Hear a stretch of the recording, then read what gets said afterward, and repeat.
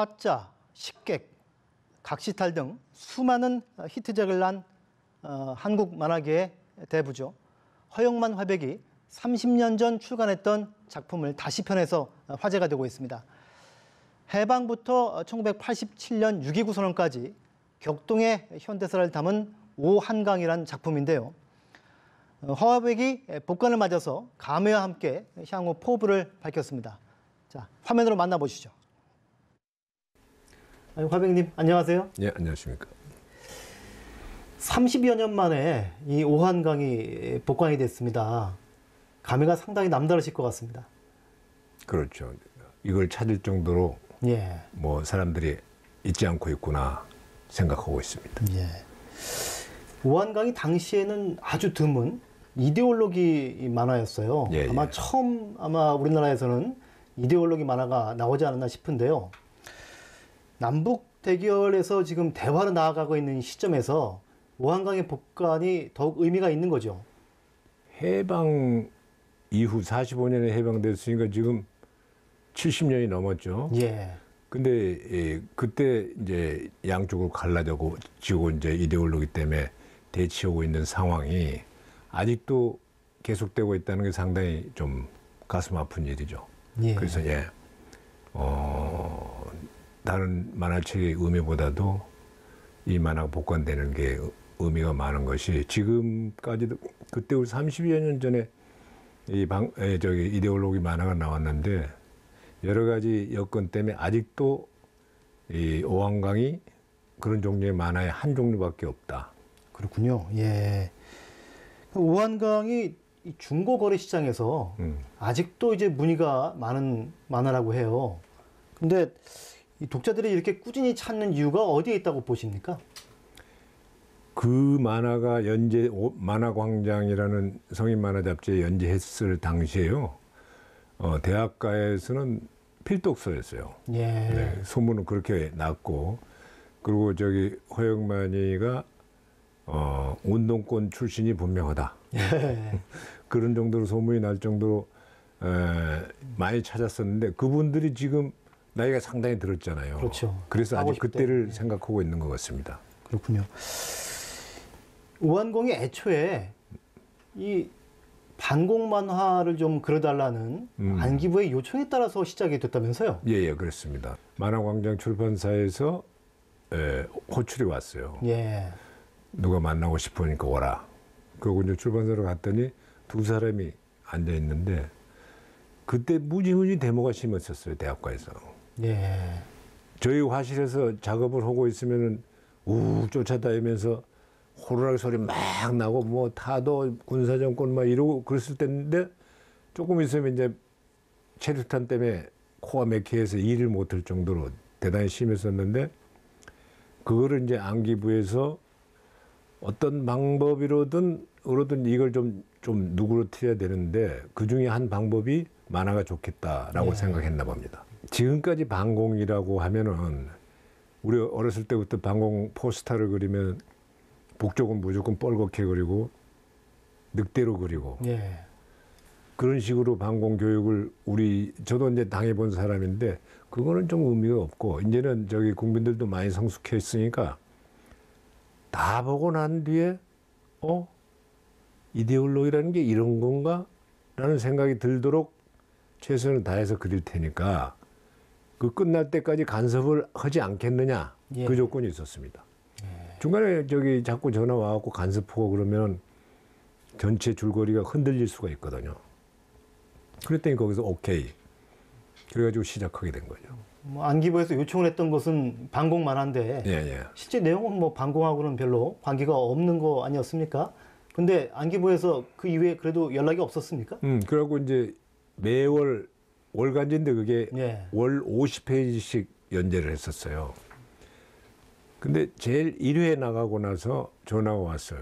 그래서 아니 간섭하지 않기로 했잖냐 그러니까 아니 그게 아니고 주인공이 전라도 사람인데 이 만화에서 표준말을 쓰니까 이 지방색이 나타나지 않는다. 이거 고쳐야 되겠다. 그때 우리는 모든 만화가 사투리를 쓰면 안 됐어요. 표준말을 써야 됐기 때문에 그게 이제 검열하던 받던 게 이제 그 자기 검열이 된 거죠. 그래서 그걸 그렇게 나갔었는데 예. 그렇게 얘기하니까 아 좋다. 그거 좋은 아이디어다. 그 한마디 전화 받고는 끝날 때까지 전화를 안 받았습니다. 인공기가 이제 나온 부분 때문에 안기부가 아니라 경찰서에서 한번 전화를 받으신 적이 있다 이렇게 들었어요? 예. 이 주인공하고 또 다른 사람하고 둘이 책상에 앉아 있는데 뒤에 인공기 밑으로 네. 길게 이렇게 저기 걸려 있는 벽에 걸려 있는 그 장면이 나오죠. 근데 그 인공기를 거기다 딱 걸어놨더니 경찰서에서 전화 와갖고 청량리 경찰서라고 예. 해요. 이거 그렸지? 그래서 예, 그랬어요. 조심해. 그러면서 끊더라고요. 다른 얘기는 없어요. 조심해. 오한강에 보면은 이제 가난한 소장농의 아들로 태어난 주인공 이강토가 네.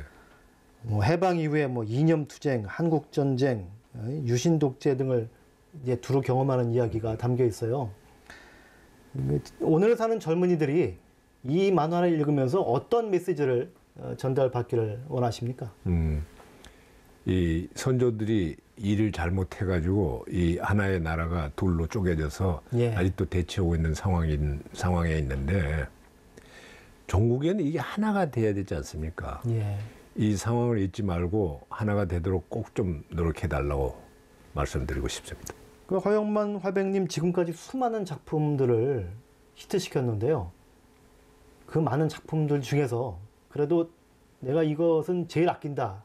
이렇게 말씀하실 수 있는 작품은 어떤 겁니까? 하나로 얘기하기는 딱히 그렇고요.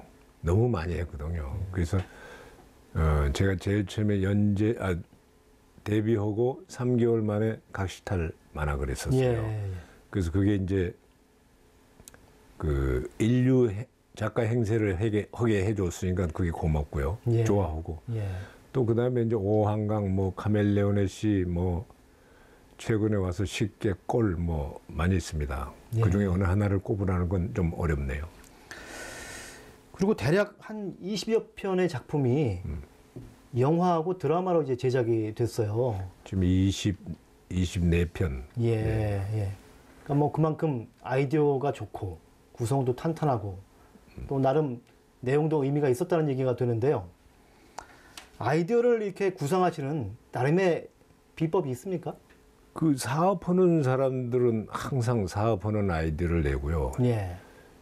집에 계시는 가정주부들도 오늘은 무슨 반찬을 해서 식구들 건강을 생각해서 내놓을까라고 항상 생각하거든요. 저희도 예. 자나깨나 뭐 밥 먹는 시간에도 어떤 중요한 아이디어가 딱 생각나면 그 옆에는 제가 제일 저기 메모를 했던 게 음식점에서 티슈예요. 티슈에다가 고추장 찍어서 이렇게 메모했던 기억이 있어요. 그렇듯이 자나깨나 뭐 그 생각밖에 안 하는 거죠. 그리고 이제 메모하고 또 메모를 한 거를 이제 매체에 따라서 일간지, 주간지, 월간지 또는 소년지, 성인지 이렇게 딱 분류해서 생각해 놨다가 거기서 연재 요청이 오면 이제 즉시 내보낼 정도로 항상 준비를 많이 하는 편입니다. 그래도 이제 메모장 계속 갖고 다니시면서 그럼요. 메모하실 텐데 그동안 하셨던 이런 구상 메모 같은 거 다 가지고 계세요? 다는 없더라도 예. 대부분 다 있죠. 지금 요 책상 밑에도 있습니다. 예. 그리고 이제 굉장히 많겠는데요? 예, 아이디어가 맥히면은 예. 그 이제 메모 상자를 뒤집어 놓고 한 장씩 보죠. 예. 그럼 그 저기 메모를 다 보기 전에 해결이 됩니다. 근데 뭐 작품을 만들어서 이제 호평을 받으면 뭐 굉장한 보람을 느끼실 텐데 그래도 이 창작이라는 게 굉장히 이제 고통스러운 일 아닙니까? 예, 고통스럽습니다. 우리 선배 만화가 한 분이 하시는 얘기가 뭐 만화뿐만 아니고 무슨 다른 어떤 분야에서도 뭐 없는 것에서 뭘 만들어낸다는 게 그렇게 고통스럽죠.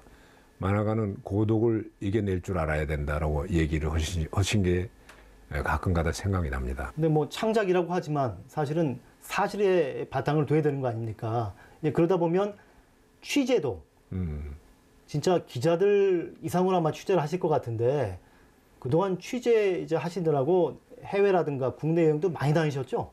국내에서 취재를 제일 많이 갔던 거는 식객 했을 때입니다. 식객. 예. 매 음식마다 예. 거기에 정확한 정보를 이제 독자들한테 전달을 해야 되니까 예. 요즘은 인터넷이 있어갖고 조금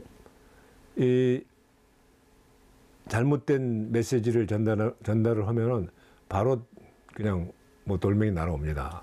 피드백이 바로 오는 거죠? 예, 바로 옵니다. 그러니까 그렇게 오기 전부터 지금 요즘은 이 사실을 바탕으로 해서 정보를 제공하지 않는 만화는 좀 생명력이 길지 않다. 예. 그래가지고 취재를 열심히 한 거죠. 요즘에는 뭐 어떤 작품 구상하시는 게 혹시 있으십니까?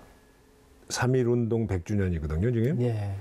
그 중에서 3.1운동, 독립운동가들 중에서 100인을 뽑아가지고 성남에서 그걸 이제 웹툰 만화로 하는데 제가 그 중에 약산 김원봉 선생 예. 편을 맡았습니다. 그 김원봉 선생을 그 화백님이 정하신 거예요? 아니면 그쪽에서 정해 주신 겁니까? 아니요, 그쪽에서 예. 정해갖고 왔더라고요. 예, 그래서 요즘 그때 당시 공부를 각시탈 때도 좀 했지만 요즘 다시 공부하고 있는데 정말 그동안 내가 너무 모르고 각시탈을 그렸구나라는 생각이 들어요. 예. 김원봉 선생을 그리면서 그때 당시에 김구 선생이 60만 원이면 현상금이 예. 김원봉 선생이 100만 원이었대요. 예. 그러면 요즘은 340억이라는데 그렇게 엄청난 현상금이 걸린 김원봉 선생이 지금 그 독립유공자에 서운되지 않고 따로 논다는 것은 조금 더 생각해 볼 일이 아닌가. 예. 그래서 이제 제가 그 역할을 맡은 사람 중에 한 명인데 어떻게 끌고 나갈지 지금 석 달째 고민을 하고 있습니다. 그동안 이제 국내 만화계에서 새로운 길들을 많이 개척을 해오셨는데 이제 더 늦기 전에 내가 만화 인생에서 이것만은 꼭 한번 해보고 싶다 하시는 게 있으면 좀 말씀해 주시죠. 제가 고향이 여수거든요. 예. 그 빼놓을 수 없는 게 여순 사건입니다. 예. 제가 어렸을 때부터 많이 듣고 있었고 제가 그 깐난애기였었는데 저는 이제 48년생이거든요. 깐난애기였었는데 어머니 등에 업혀갖고 왔다 갔다 하면서 죽을 고비도 많이 견뎌냈다라는 네. 얘기를 이제 어머니한테 들었어요. 그리고 내가 그쪽에 살던 사람이었고 그 여순 사건에 가장 근접해 있는 사람이었으니까 이거를 더 늦기 전에 이건 꼭 한번 해봐야 되겠다. 이걸 함으로써 한참 떨어져 있는 신세대들한테 좀 더 자세히 전달을 해야 되겠다는 사명감을 갖고 여순 사건을 한번 해보고 싶어요. 앞으로 나올 이 작품들에 대해서도 이 독자들이 기대를 많이 품어도 되겠죠? 노력하겠습니다. 오늘은 이 한국 만화계의 살아있는 전설 허영만 화백님과 함께 이야기를 나눴습니다. 오늘 말씀 감사합니다. 네, 고맙습니다.